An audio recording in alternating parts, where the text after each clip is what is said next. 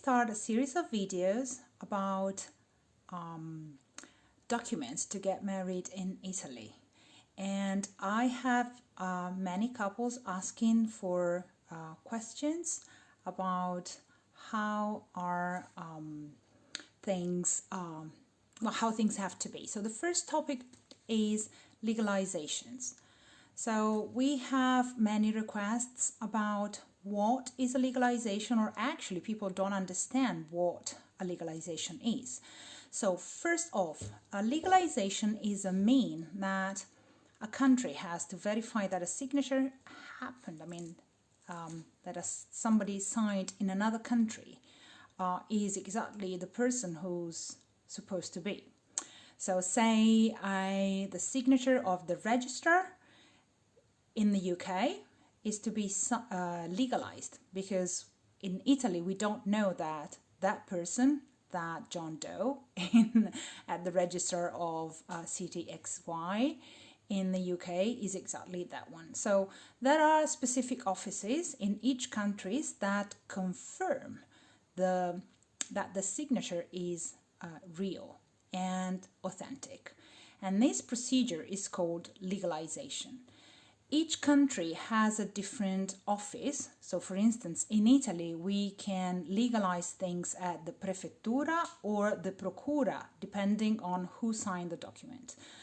In the UK is the Foreign and Commonwealth Office. Actually, they changed slightly their name, and so on and so forth. Some countries have agreements with Italy, so legalization is not needed. And some countries don't have any type of agreement.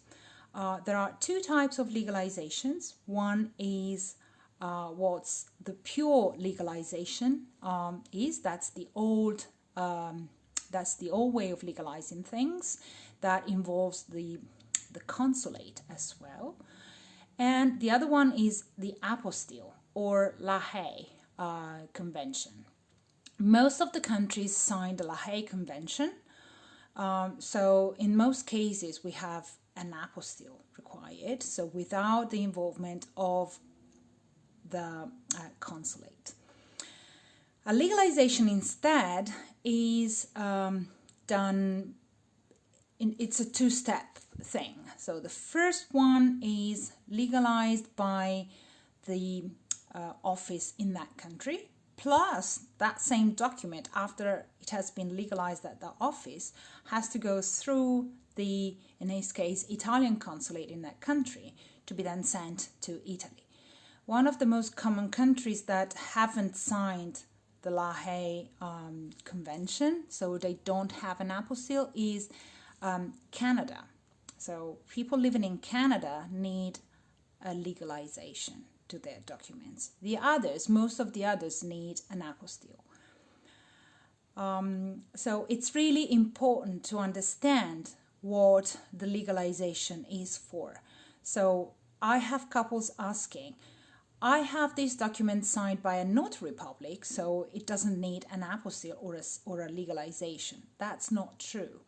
The legalization is needed because we need to know, when I say we, I mean Italy, we need to know that the person who signed, so the notary public or the solicitor, is exactly, is the one that he claims to be. And that's to be done in the country of origin.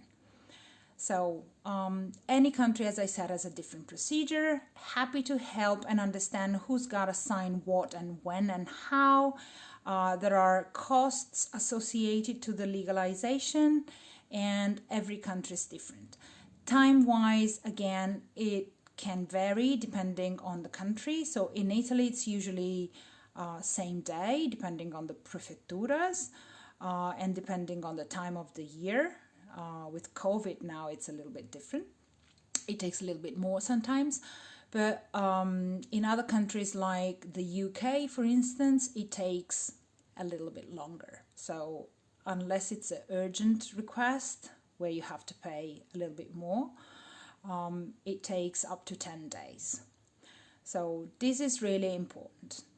Another thing that you might or might not be aware of is that the legalization is not related to being in Europe or not. It's linked to having signed or not the La Haye Convention. So whether the country has signed it, we have the Apostille. The country hasn't signed it, we have the legalization.